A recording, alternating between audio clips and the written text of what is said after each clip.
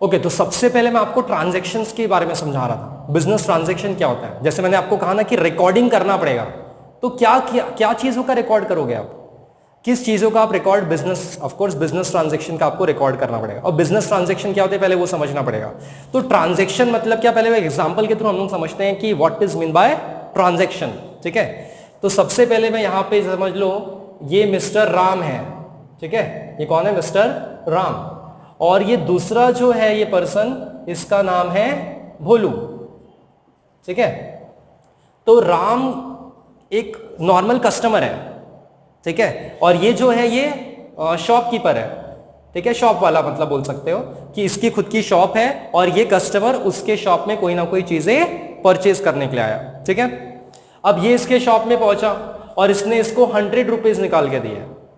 किसने, राम ने 100 rupees shopkeeper को निकाल कर दिया और कहा मुझे पर्टिकुलर प्रोडक्ट चाहिए। 100 रुपीज में क्या आ सकता है एग्जैक्टली, चलो मान के चला कि उसने मोबाइल रिचार्ज करने के लिए कह दिया कि भाई मेरा 100 रुपीज का मोबाइल रिचार्ज कर दो। ठीक है, तो अब ये क्या करेगा, इसका मोबाइल रिचार्ज करके दे देगा। ऑनलाइन जो भी मोबाइल फोन में ऐसा टिक टिक करके उसका नंबर डाल के मोबाइल रिचार्ज करके दे दिया। तो ये क्या हुआ एग्जैक्टली, इसने इसको 100 रुपीज दिए और इसने इसको क्या दिया, सर्विस दिया। इसको सर्विस कहेंगे।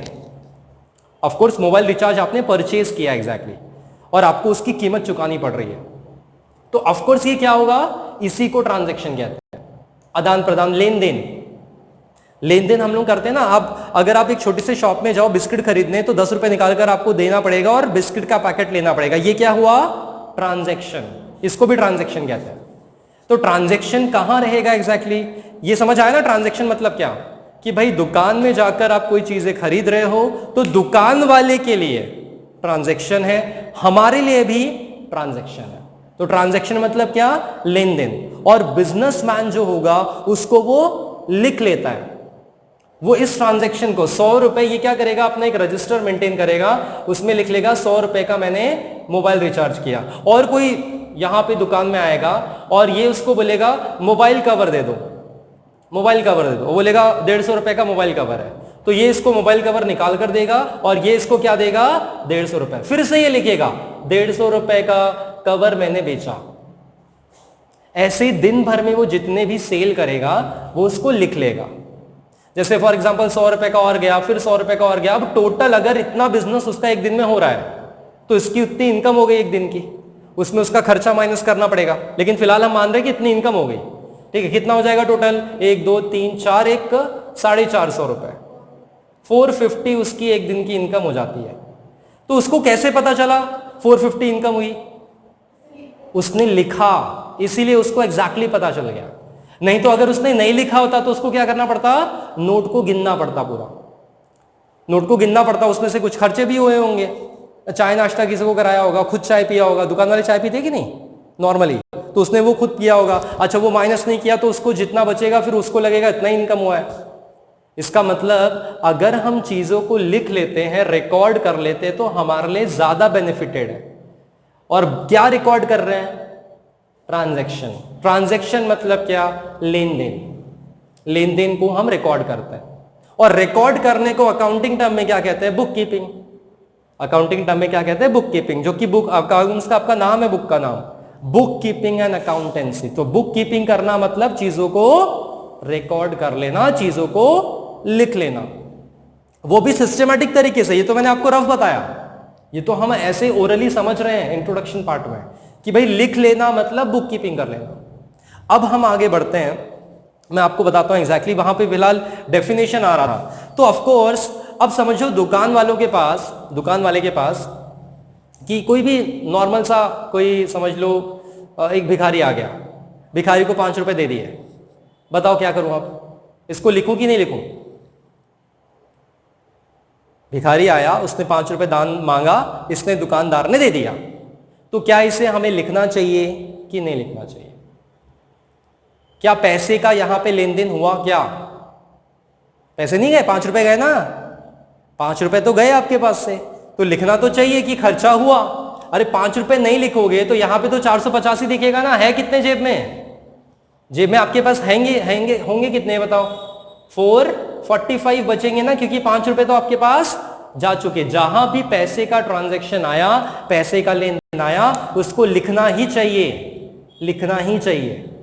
बात समझ आ रही है? बिजनेस में हर एक पैसे का लेन देन हमें लिखना पड़ता है, उसी को हम बुक कीपिंग कहते हैं।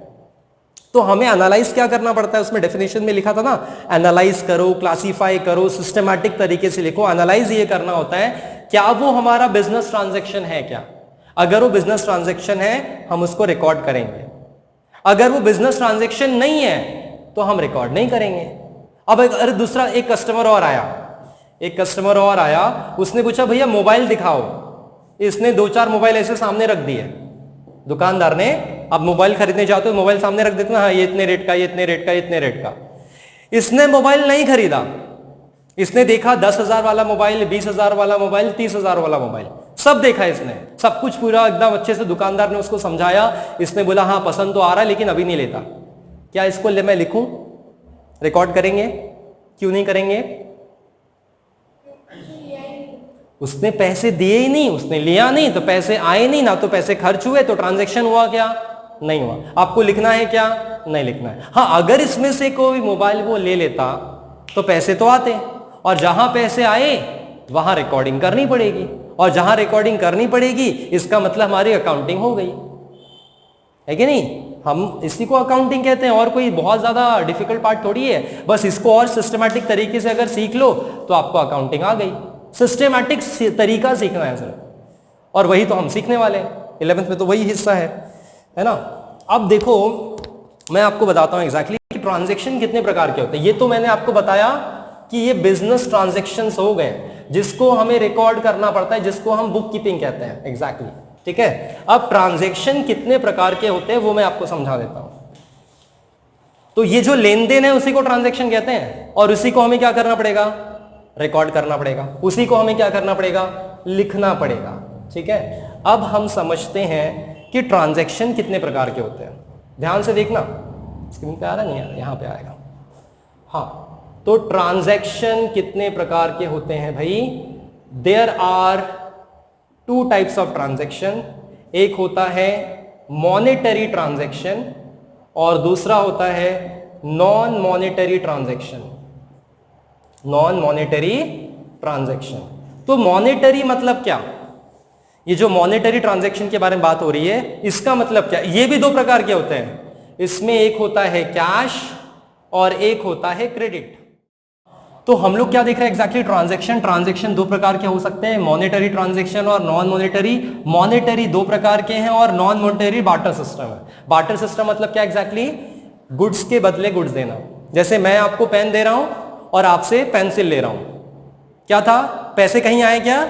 नहीं, गुड्स के बदले गुड्स। गुड्स किसको कहते हैं? कोई भी प्रोडक्ट, प्रोडक्ट के बदले प्रोडक्ट, ऐसा मान लो। Exchange of good is called barter system. मतलब इसने इसको गुड्स दिया और इसने भी इसको गुड्स दिया। गुड्स मतलब प्रोडक्ट, प्रोडक्ट के बदले अगर प्रोडक्ट एक्सचेंज हो रहा है, इसी को हम बार्टर सिस्टम कहते हैं। इसमें कहीं पैसे के बारे में मैंने बात ही नहीं की। पैसे के बारे में बात आ रही है? यहां पे नहीं आ रही। जहां पैसे के बारे में बात नहीं हो रही है उसको हम नॉन मॉनेटरी ट्रांजैक्शन कहते हैं, और जहां पैसे के बारे में बात हो जाए उसको मॉनेटरी ट्रांजैक्शन कहते हैं। पैसे चाहे तुरंत हो चाहे बाद में हो। तुरंत मतलब तुरंत कैश दे दिया। जैसे अभी मैं बोल रहा था ना एग्जैक्टली कि ये पर्सन आया दुकान में और ये दुकानदार है अपना, ठीक है, इसने इसको 10 रुपए दिए, इसने इसको बिस्किट का पैकेट दे दिया। ये क्या हुआ? Cash transaction. पैसे तुरंत दिए, गुड्स तुरंत ले लिया, कैश ट्रांजैक्शन। और दूसरा क्रेडिट ट्रांजैक्शन किसको कहते हैं? ये है भाई अपना परचेजर और ये अपना सेलर, दुकानदार, ये शॉपकीपर। ये इसके पास टीवी खरीदने आया, टीवी उसको पसंद आ गई 50,000 की, इसको टीवी पसंद आई दुकानदार की 50,000 की। लेकिन ये क्या बोलता है? मैं अभी पैसे नहीं दूंगा। क्या बोल रहा है? मैं थोड़े थोड़े पैसे दूंगा सर, अभी 10,000 दे रहा हूं, बाद में 2-2 हजार महीने का दूंगा। इसको कौन सा ट्रांजैक्शन कहते हैं? क्रेडिट। इंस्टॉलमेंट में चीजों को खरीदना।